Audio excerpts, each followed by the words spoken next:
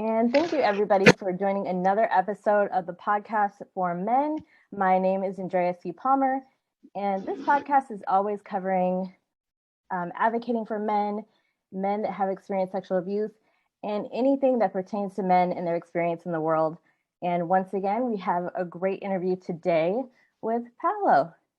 Thank you for joining us. Hello, everyone. Hello, Andrea. How are you today? Doing very well.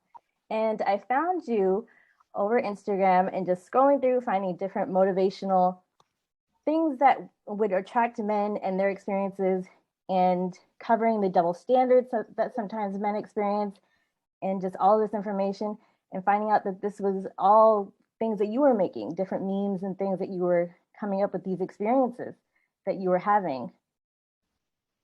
That's true, and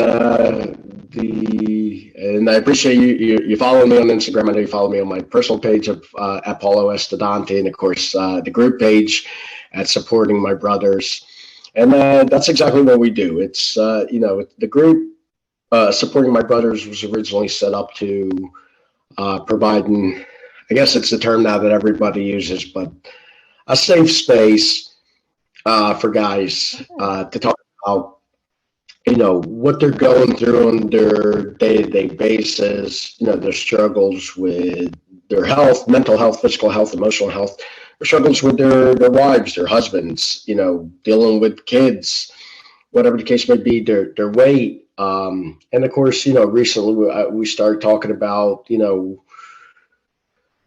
being victims of sexual abuse and sexual assault, and whether it's at the hands of family members or coworkers, or some of us went to Catholic school, and obviously, unfortunately, that's very prevalent in Catholic school. I had a few friends who were altar boys who unfortunately had some awful experiences, or are now comfortable talking about them. So it's a group that's set up, of course, not just to advocate for men's mental health and the different issues that plague men, but also to fight some of the stereotypes that are out there about men, and also try to combat some of the double standards that are out there that men face every day, where we will shame people for attacking, say, a particular group in society, but then we'll attack men about the same issues, and that's something that needs to stop and that we need to work on. Definitely. So you do that with the Instagram and your Facebook, and a little bit about yourself. And when you're not doing the online thing, what do you do? Well, currently, right now, I would say I'm a stay-at-home dad because I've been sick the last 4 years. So I'm currently not working. I'm on disability. I'm hoping that once I go through my various doctor visits at the end of the year, I get cleared, and hopefully I could start come the new year, join the workforce. But for the moment, I'm a stay-at-home dad, and so I think my wife and I have an 8-year-old son who just celebrated his 8th birthday on Monday, and of course we use the weekend to throw him a party and celebrate with him and family and friends, and we're just making sure the house is in order, and not just that the house is in order, but that he gets to his rehearsals and activities and practices on time, making sure with COVID still being so rampant and a lot of things going on. I live in Philadelphia. There's unfortunately crime's a little high, or higher than what we would want it to be. So I drive my wife to work, pick her up. It's just just to be safer. Yeah. So I do what any other adult does, dad, make sure that things are that any adult does. I take that responsibility to make sure that everything is up and running okay, and that we're able to get through each day together. You're a dad, yep, and 8 years old. Exactly. That's a great age too. They're so fun when they're little like that. Just it's a blast. Yeah, I've seen his pictures online. He looked like he had a lot of fun. And he did. It was great he's at that age where exactly he's into everything. Now so obviously I'm I'm a huge sports fan, huge Philadelphia sports fan. So he loves all the teams. He went to his first Sixers game on Monday. And of course, my wife has always been since, being a young girl, she's always been involved in theater and musicals. So, and she belongs to, a local theater company here in Philadelphia, community theater. So our son, like I said, he does pretty much what we do. So he's involved in sports. He plays hockey, plays soccer. Plus, he also belongs to a youth community team, theater Active team. guy. Fun. Exactly. He's pretty active. So lots of them around for me to get everybody to where they need to go. Definitely. That's so awesome that you can be there with them and do all that. Very cool. Of course, absolutely. So you're doing the dad thing, and you have this Facebook group and this Instagram. How do you feel like, because I've seen other people do these groups, and there's a lot of men's groups popping up and being very supportive. How do you think this all benefits his generation? I think it's great. It'll benefit my son's generation, his friends, and I have a younger nephew who's 4, and I have an older nephew who's 13. So it's gonna help out these younger boys and younger kids, because they're starting to see that their dads, their uncles, their older cousins are still bringing in that old school toughness that, say, I got from my dad, and many guys got from their grandpas and their older uncles. Mm-hmm.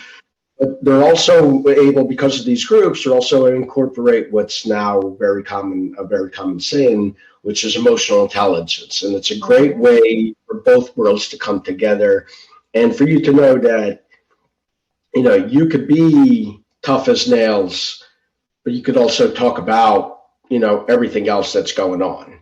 You know what I'm saying? And that's the great thing about these groups, is it's making it easier for guys like me to talk. And, and me, I always, like I said, I've always been okay with talking and opening up no matter how I feel, but not, some of my friends struggle with that, you know what I'm saying? And, older guys struggle with that. But the kids see that happening now and see that, okay, there's changes happening. They're going to feel more comfortable with talking. And they're going to feel like, hey, it's okay. So by the time, say, my son grows up and gets to be, my age, he'll combine both worlds perfectly and be able to deal with, say, some of the struggles that I had difficult dealing with, like living up to community expectations, parent expectations, cultures, and that could be a real struggle for a lot of people. Mm-hmm. And especially for a lot of guys too. Yes, it can. Yeah, definitely. I completely agree. I grew up in a household like that, with a very strong male figure, tough as nails, as you describe it. And yet he was still very emotionally intelligent. And it is nice to see a lot of more men adopting that type of, however you want to say, personality or something. And it's a balance of still having that masculinity and manhood, and still being emotionally in tune with those around you. And it seems almost less stressful though too. It is, because I said this, it doesn't matter your ethnicity, your culture, your race, your religion. For centuries upon centuries, boys and men have always been told, hey, just bury it deep down, stop talking about your feelings, don't open up. We're men, we gotta, we gotta act like men. Well, what does that really mean, act like men? Is it beating your chest? Is it growing the beard? Is it how much wood you could chop? No, and I talk a lot about my dad, because he was always an influence on me when he was alive. And now that he's gone, he's been gone for 7 years, it seems like he's an even bigger influence on me. Mm-hmm. And my dad always said that, being a man is about providing, protecting for your family, standing up for the people who can't stand up for themselves. Okay. Always making sure that, you can sacrifice, but you sacrifice for your community and for your country, and that you do the right thing. That's what being a man is. Being a man isn't, walking away, going because you smashed your thumb and you're afraid that, if you go, ow, someone's going to think you're less of a man. You know what I'm saying? So a lot of people I think confuse the concept of be a man, which is pretty much someone saying, hey, grow up, take responsibility for yourself. It's time to mature and man up, which is pretty much someone saying, hey, stop talking, don't talk about your emotions. And, I don't want to use explicitives here, don't be the P word, or don't be, to paraphrase, don't be a girl, because goodness forbid if you show emotions. On the flip side, and this is something, like I said, the group, supporting my brothers, and I've noticed a lot of the other groups trying to fight, the stigma is we want men to open up. We want boys to talk and to feel free to communicate and show their emotions. But then when a man or a boy shows anger, we chastise him. Yeah. We get upset with him. And we say, whoa, you're being fragile. It's too much. Too much emotion. Right. Why? Anger is part of emotion. Behind that anger, and I'll tell you from a guy who's punched a few holes in the wall before, that anger and that comes from being sad, from being frustrated, from feeling like you failed as a man, as a father, as a boyfriend, a husband. You've failed a lot of people, not just yourself, but a lot of other people that are depending on you. There's a weight and a burden that many men carry around that they're not living up to the expectations and the standards that have been set for them by family, by community, by, everyone around them. And when life hasn't gone the way everyone expected it to be, whose fault is that? You feel like that's your fault. The problem's with you, so you get angry. And a lot of times you express that anger because you've always been told, man up, don't cry, you punch a wall. The other ones. Right. And then people see you do that, they don't realize that you're going through all these issues. Well, now you're fragile, now we have your man tears. So it becomes, so again, guys will revert back to, what's the point? I can't get angry. I can't get upset. I can't tell you that I'm frustrated with my life. You think it's all a joke. You ridicule me for opening up. You know what? I'll sit in the car for a couple hours, or I'll go to the garage, and I'd rather be told, oh, you're avoiding the family, or, you're cold and miserable, than, me opening up and you're going to ridicule me. So it can be difficult, what I'm saying? Like I said, me, myself, I have no problem talking about anything with anyone. A lot of other guys can't.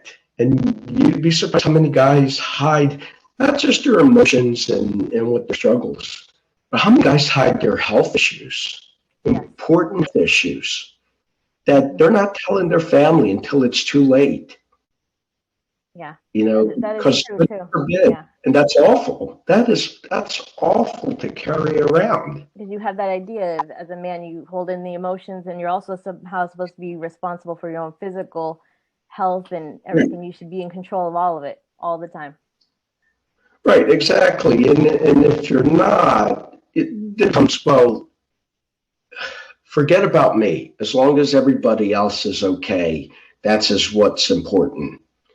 You know what I'm saying? My dad was like that too, in the sense of, I talked about him being tough as nails. He was a construction worker for 40 years. I saw him many times coming home, 8, 9, 10 o'clock at night. And, his hands would be mangled. He would have a black eye, or, he would have a bruise on his chest. I'd be like, I'd see it when he was changing. I'd be like, yo, what's going on with you? He goes, I fell, or I got hurt. I remember one time he didn't know that he had a huge black eye. He just thought it was a black eye. He ended up having a fractured cheekbone and orbital bone because a cement truck backed into like a scope that he was using to measure a field. And he just thought he had a black eye. And I'm like, why didn't you go to the hospital? He goes, because I had a job to do. If I don't stay and do that job, I don't get paid. I don't get paid. I can't pay the bills and put food on the table. You know, and it's difficult to live with that. You know. Yeah, it is. That's a rough, yeah. And your dad sounds like my grandfather. They went through that time of Okay. really, they really pushed themselves through it to, and there's no taking away from them. They did it No, because they of course wanted to not. provide it. Yeah. Right, and it's not this sense of machismo or again they're toxic. No, it's a way of life. You know what I'm saying? They were raised with that by Mm-hmm. their fathers, their grandfathers. You know, and I think sometimes that gets lost too in this new world that we live in. Is a lot of these characteristics and traits that men have, of wanting to be tough, that's not always a bad thing. That comes from wanting to have a strong work ethic. Because the belief is the stronger your work ethic, the better you can do, not for yourself, because it's never about yourself. Mm-hmm. The better you can do for your family, because you don't want your kids. Again, I'm first generation American.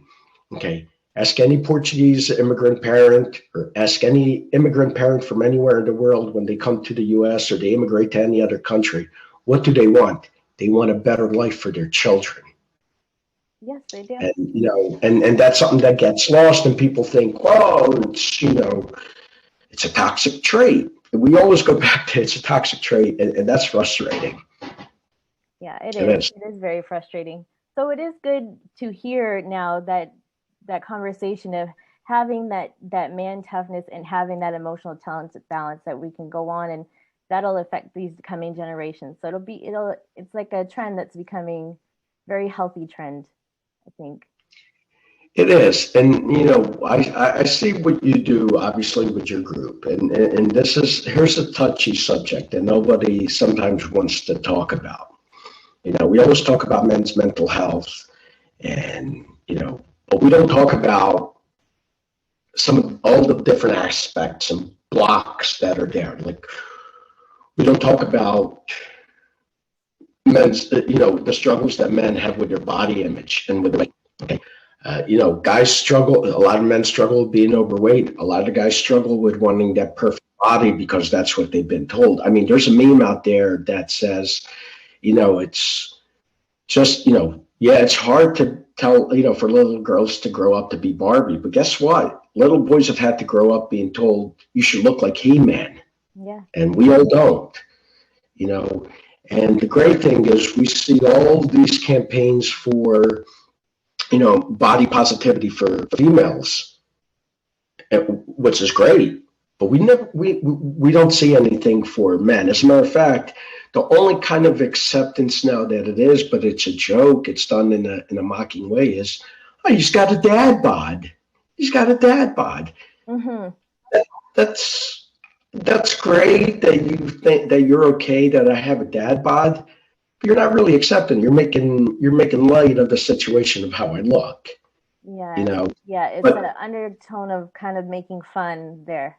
right. Yeah. But as I was saying, so what you specialize in men that have been victims of sexual abuse and sexual assault, that's something that we've started talking a lot at Supporting My Brothers. And, I always ask this question, and this is something that is personal to me because of experiences that I've had. Why is it that when a young man or young boy or teen boy is sexually assaulted, harassed, or molested by an older female, it's considered a rite of passage. Mm-hmm. And not what it is, abuse. Okay. Because can you imagine if you told a 16-year-old girl from, your 16-year-old neighbor that John from across the street, what he did to her? That's okay. You know what? That's just a rite of passage, sweetie. Yeah, exactly. And that's horrible. And boys, carry that, and it become, there's songs and movies and commercials, and we have the term, MILF. oh, it's great. It's supposed to be this great, amazing thing. And it's not, and you walk around, you have these terrible experiences and things happen to you and you carry them because you think, I'm supposed to talk about them in this great positive light, but they're not. They make you feel uncomfortable. And like I said, I've gone through a couple of different experiences that as I've gotten older, I realized, you know what, this wasn't fun. This wasn't something that I was okay with, and you've had some experiences with older women. Yes. So, and if you'd like, I could definitely, tell. So the first experience that I had, I was in middle school and grade school, sixth grade, actually. And teacher of mine, female teacher of mine, anytime I would go into the closet to hang up my coat, either at the beginning of the day or at the end of the day, get my coat, she would always wait for me to come out. And as I would come out, it started something very simple where I didn't even pick up on it. She would kind of give me, like the hand across the lower back as if she was guiding me out. Started off very innocently. I never really picked up on it. Mm-hmm. And then her hand would gradually go lower and lower and lower to the point where towards, like November, December, as winter was coming along, she's now giving me like a full attaboy, like the slap in the behind, like you see athletes do to each other, which I find that really stupid. I hate, I've always hated that, the old attaboy, the slap on the behind. And the first time that happened, I was like, that's okay. That's weird. She just like slapped my behind. Okay. But again, I didn't really think of anything of it. I didn't really want to tell anyone because I didn't want to be teased. Mm-hmm. I didn't want to make a bigger deal than what it could have been. So a few weeks go by, and it's towards the end of the day. We're getting our coats to getting ready to leave, and we used to share the closet with another class. And it's kind of like, hey, okay, you're in the way, fine, I'll let you go. So I was the last one to leave. She comes into the closet and she kind of cornered me, up against the wall. And she's like, you're always the last one in here. Is that an invitation for you wanting to be with me? And I'm like, wow, like, is this happening? But again, 12 years old. So I really didn't, put two and two together. She's really close. I mean, like really close. Intimidating. In my face. Yeah. It's really uncomfortable. And I said, okay, it's not a big deal, an incident. And a few more weeks go by, there's always, her hands on my behind, her hands on my back, she's always pressing up against me, any chance she got. And then finally, one day, again, we were leaving, and she comes up, again, towards me in the closet, corner of me again in the closet, and reaches behind me and kind of as like she's giving me a hug, and she puts her hands on my behind. And I just froze. And she's like, this is okay, right? You're okay with this? And I'm like, I guess. No, not really. No, but I guess. And I let it go. And I never said anything to anyone. And it wasn't until recently that I've started talking about it, because a couple of reasons why I never talked about it. One, I was embarrassed, you know what I'm saying? Because how am I going to explain this to someone? I was embarrassed because you always hear like, oh my God, that's so cool. She did that to you. You had this, you had this older woman do that to you. You should be proud of it. You should be excited about it. Right. You should be excited. You should be proud of it.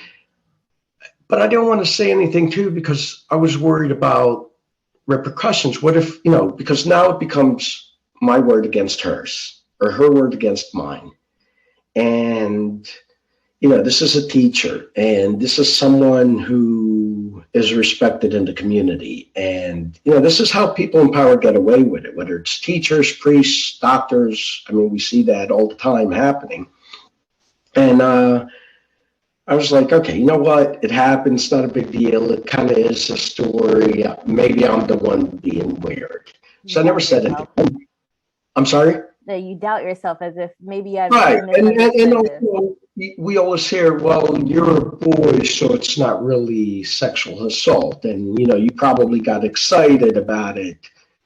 Which, yeah, I was a boy. I was a, preteen boy going through puberty. And yeah, I did. And you asked that earlier. You said, "Why is it that we accept it like that in society?" And that's Right. it. That's the first part of it. Is that we've always kind of tied this to your gender and your puberty. That this is something very natural. Boys are going to go Right. after women, all women, whatever age, Right. and not really identifying, how inappropriate it is and how this adult woman would come on to. You were 12 at this time.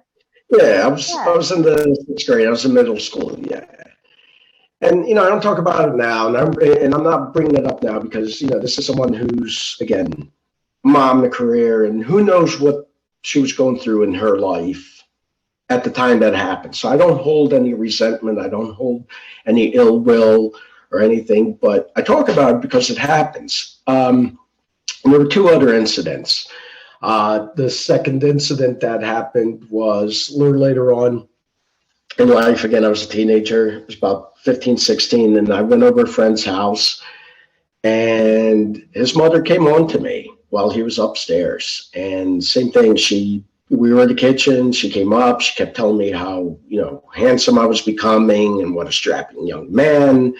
And she thought I was, and she's like, if I wasn't already married, and you hear that a lot sometimes. Oh, if I wasn't married, Mm-hmm. you know what I'm saying? You hear that a lot with older women saying that towards teen boys because they're becoming strapping young men. People just accept it. And she pushed herself up against me, and a part of me was like, this is highly inappropriate. You're my friend's mom. Mm-hmm. No, but I'm not saying anything. I'm kind of smiling. I'm, really awkward. And she takes my hands and she puts my hands On her on chest. her body. Yes, on her chest. And you can see I'm still uncomfortable. I mean, all these years later, I'm still uncomfortable Understandable, talking yeah. about it. And again, I was like, I can't tell anybody because she's a friend's mom. It's someone we know in the community. This is the Portuguese community. So, you get a cold and the community would know about it. You know what I'm saying? It's a small, tight knit community. Yeah. And then it became, well, was it her that did it or was it you that did it? Because we all know how you are. Because everybody always had this thing where, Paul's he's a ladies' man and everything, and just because I'm confident and I talk to girls doesn't mean I'm okay with this, and people would, so I don't, and I said, okay, you know what, people are going to look at it as, why all of a sudden you talk all this big game, now someone actually approaches you and, you crumble like that, so, okay. And then the last incident, I was 18 years old. I was working at a fast food restaurant across from where I, went to high school. It was an after school job. And I had a coworker who had the habit of every time she walked by me, she would pinch my behind or she would slap my behind every time she walked by me. And everybody thought it was hilarious at this. Like everyone knew about it. The managers knew about it. The other my coworkers knew about it, and nobody ever said anything. Nobody ever Other told her to people were stop. saying it. And it was kind of like, oh, she's at it again. She really likes you. And I was like, okay, this is kind of cool, but I would feel uncomfortable. I remember one time. Within that. There's two incidents. It was real busy. It was like Friday, Saturday night. It was extremely busy. And I noticed that there's a classmate of mine with her mom at the counter. And I'm there at the sandwich aisle, section making the sandwiches. And same thing, my coworker walks by. She didn't just pinch me. She didn't just slap my behind. I mean, she gave me like a full reach and grab, like Mm. in between to where the point, like I slammed like my hips into the counter as I'm, making these sandwiches. And I'm going, yo. And I just look up and I probably went either beet red or ghost white because I see my friend looking and her mom is looking in horror. And my friend kind of, my classmate kind of wanted to smile, but then she realized that like, ooh, that's That you were not right. uncomfortable. Yeah, it was wrong. Like, I was uncomfortable. And, she was very sweet. She never brought it up in school. She never, made me feel uncomfortable about it or anything else. And, her mom knew my parents. From what I know, I don't think her mom ever said anything to my parents, which I would probably led to, more embarrassment. But we fast forward a few weeks and me and this woman are working again. My coworker, we're actually closing up. And we're closing up for the evening, and I'm in the back. I'm washing out like a fry rack, and she comes back there, and it's an area where you can go out off camera. All the camera sees is like the hallway that leads towards the back door. If you go right or left, the camera can't see what's going on in the other rooms. Like a blind so you spot got there. and she went back there and she goes, I'm always slapping and grabbing you and pinching you, but you never grab and slap and pinch me. Why is that? Don't you enjoy it? And I'm like, I do. I said, but sometimes you do it when, I'm working and it's weird and everything. She goes, well, I think it's time you get about even. And, you get to enjoy slapping and pinching me. And I'm like, no, that's okay. Because she was older and she was a mom. She had 2 teen kids. And I was like, no, it's okay. And then like my fear too is I'm 18 now. You know what I'm saying? I'm not really a kid because they always told you once you're 18, you're an adult. You get, God forbid, she would say, hey. Still, you're like a kid though. You're a kid. Right. Yeah. But again, that's what, the world tells you. You're 18, you're an adult. You could be held as an adult. So part of me was like, I don't want to do, God forbid she says I did something because now it's on me. Yeah. And, again, she takes my hands, wraps them around herself. So we're kind of in a hugging position. And, I'm trying to not really make her upset because I don't want to, cause myself and, put myself in an awkward situation, but I'm still trying to be respectful. And she just takes my hands and puts them on her behind. And, that was that. And then she's like, did you enjoy that? And I was like, yeah, I guess. And then she took my hands again, brought them up, put them on her chest. And that's when she leaned in. She kissed me, started kind of making out with me. And again, your body reacts to it. And I'm a kid. And I was like, okay, I guess this is happening. But at the same time, when it was all over, I was like, I can't tell anyone this. I can't tell my parents because my parents are going to want me to quit the job, and they're going to make a telltale sign that it was wrong. Right, and I'm like, I can't. I'm like, I can't go to the managers because again, they're going to involve my parents, or they're going to, involve the authorities, or she's going to say it's me, and there's no proof, and everything. And then I was just like, I can't, and I can't even say, like, I can't go to my best friend and be like, yo, bud, guess what happened? Because then it's kind of like, because that's not how it happened. You know what I'm saying? So I always carry it around like it wasn't something to be proud of. You know what I'm saying? And people go, I've been asked recently, well, has it affected your sex life? Has it affected your love life? No, it didn't. And I'm fortunate that it didn't. But it was always there, and then, it did create an uncomfortable situation. And, and I've had someone tell me before, well, if it didn't affect you, then it really wasn't all that bad. Yeah, because you know what?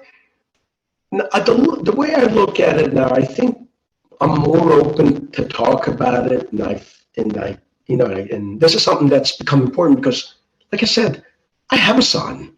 I have a 13-year-old nephew. I have a 4-year-old nephew. I don't want them to go through these experiences and thinking that that's okay, Exactly. because Yeah. it's nothing to be proud of. Because again, we wouldn't treat these same situations if they had happened to a girl. They shouldn't be happening to anyone. But I mean, let's be honest here. We wouldn't brush it off. If a 16-year-old girl came home and said, "Hey, my friend's dad just, took my hands and put them on his behind, or he kissed me," you would want to go out and beat the tar out of this guy. Yes. And You I know what I'm think you saying? bring up such a good point, It's because hard. that's usually how sometimes it's looked at, as if you don't have this significant impact of trauma later on in life, then was it really a bad experience? Was it really that Right. bad? And it is still. It doesn't have to make you lose sleep at night or really change, certain things in your life to be, as you explained, those three incidents are still very wrong. Those were still, Right. And the other yeah. thing too is I always felt guilty because we were always told, well, a lot of times, and I've heard this many times, well, boys can't get abused. Not unless it's, the only abuse that could happen to boys is if it's a male abuse, male on male abuse. And that's not true. Yeah. Women abuse boys all the time. And that's, again, the reason why people don't look at it as a problem that needs to be addressed is it's always been put on as it's a rite of passage. I mean, it's been going on. I mean, we know there's music, there's songs, there's movies, there's TV shows.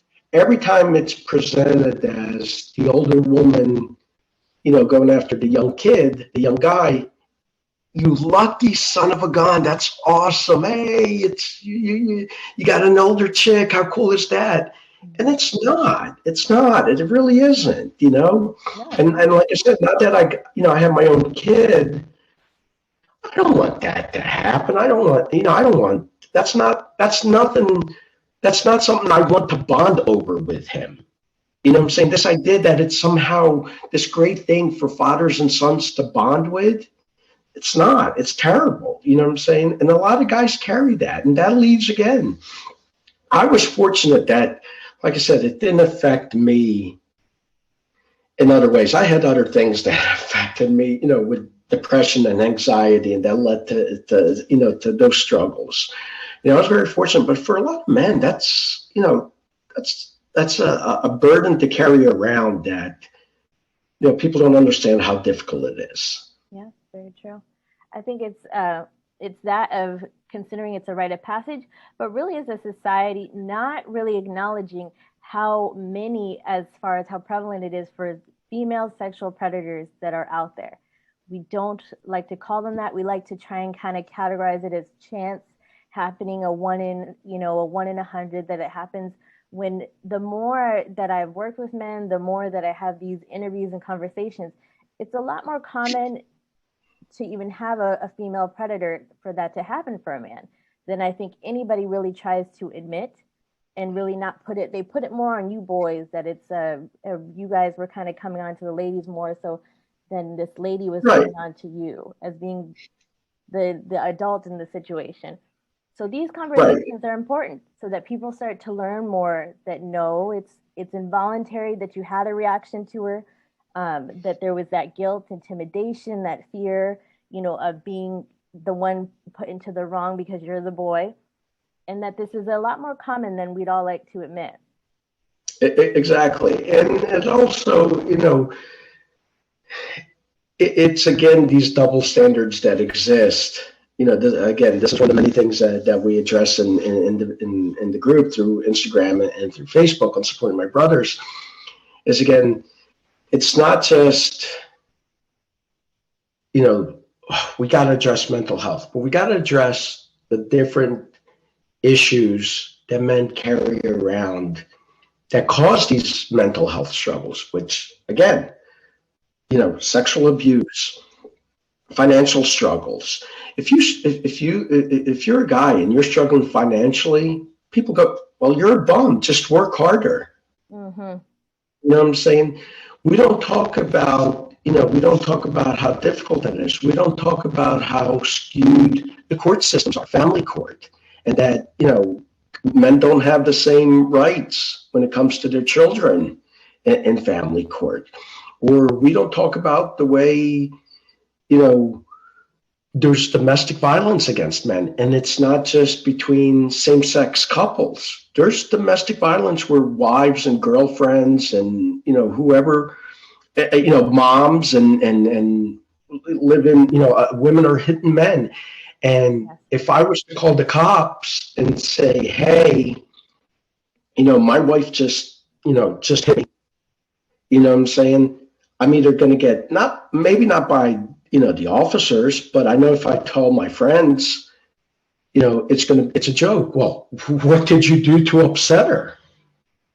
Yeah. We hear that often, you know, or even if I do call the police, well, wrapping up to the point, what were you doing?